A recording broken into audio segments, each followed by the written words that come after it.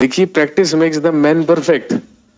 जितनी ज्यादा प्रैक्टिस करेंगे, जितनी ज्यादा बार चीजों को रिपीट करेंगे, उतना ही बढ़िया तरीके से याद होगा। अगर आप ऐसा समझते हैं कि एक बार पढ़ा और तुरंत याद हो जाएगा, तो भैया देखिए ऐसा तो नहीं हो पाएगा। यदि आप अपनी कंपैरिजन मुझसे करने लगे तो फिर जीवन भर दुखी रहना पड़ेगा भाई। देखिए, क्योंकि आई एम अ टीचर, मेरा काम पढ़ाने का है।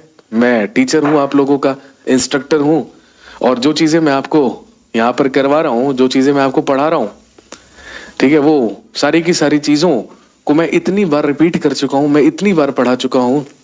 7-8 साल हो गए हैं इस प्रोफेशन में, दोनों सब्जेक्ट्स पढ़ाते हुए, हिस्ट्री भी और पॉलिटी भी, है ना। हिस्ट्री में तो ज्यादा लगता होगा यार, ये सर फ्रीक्वेंटली और फ्लो में इतनी सारी तारीखें कैसे याद कर लेते हैं, इतना कुछ कैसे लिखवा देते हैं। जब हम लोग आप लोगों की तरह पढ़ा करते थे अपने अध्यापकों से, अपने टीचर्स से, तो हमें भी ऐसे ही लगता था कि यार ये टीचर शायद भगवान ने इसको फुर्सत के पलों में बनाया है और इसका जन्म ही दैवीय योजनाओं के अनुसार हुआ है। हमें भी ऐसा ही लगता था, ठीक है ना। लेकिन ऐसा कुछ नहीं है। देखिए, बार बार प्रैक्टिस करेंगे, बार बार आप लोग रिवाइज करेंगे, बार बार पढ़ेंगे तो चीजें दिमाग में बैठेंगी। ऐसा नहीं है कि आप इन सब चीजों को याद नहीं कर सकते हैं, ठीक है ना। तो बस ये है कि उनको बार बार रिपीटेडली आप पढ़ते रहिए। करत करत अभ्यास की जड़मती होत सुजान, है ना। रसरी आवत जात है सिर पर परत निशान। बस ऐसा ही कुछ करना है आपको।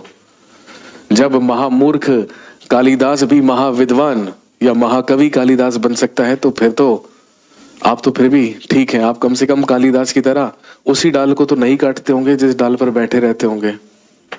तो सिंपल सी बात है। तो देखिए, याद करने का जो तरीका है, ठीक है, वो आपको खुद ही निजात करना पड़ेगा, वो आपको खुद ही इन्वेंट करना पड़ेगा, वो खुद ही मॉडिफाई करना पड़ेगा, ठीक है ना। क्योंकि कोई शॉर्टकट नहीं है चीजों को याद करने का।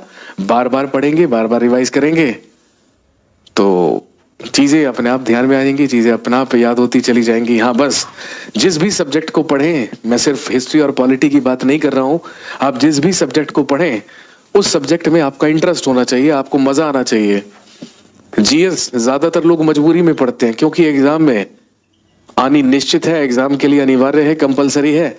इसीलिए हम लोग परेशान होकर मजबूरी में जीएस को पढ़ते हैं। जिस दिन मजबूरी में जीएस को पढ़ना बंद कर दिया और जिस दिन मजे लेकर, आनंद लेकर जीएस को पढ़ने की शुरुआत कर दी, बस उसी दिन से याद होने लगेगा। ये बहुत जरूरी बात है, इस चीज को फॉलो करके देखिए। यदि आप हिस्ट्री पढ़ रहे हैं, ठीक है, तो आपके अंदर हिस्ट्री को पढ़ने का इंटरेस्ट होना चाहिए, आपके अंदर क्यूरियोसिटी होनी चाहिए, उतनी उत्सुकता, जागरूकता होनी चाहिए कि आप जो भी चीजें पढ़ें उसमें आपको मजा आए। और आप अच्छी तरीके से जानते हैं कि भाई इसमें टीचर का बहुत बड़ा योगदान होता है। जिससे भी हम पढ़ते हैं या जो भी हमें पढ़ाता है, उसमें उस टीचर का बहुत बड़ा योगदान होता है।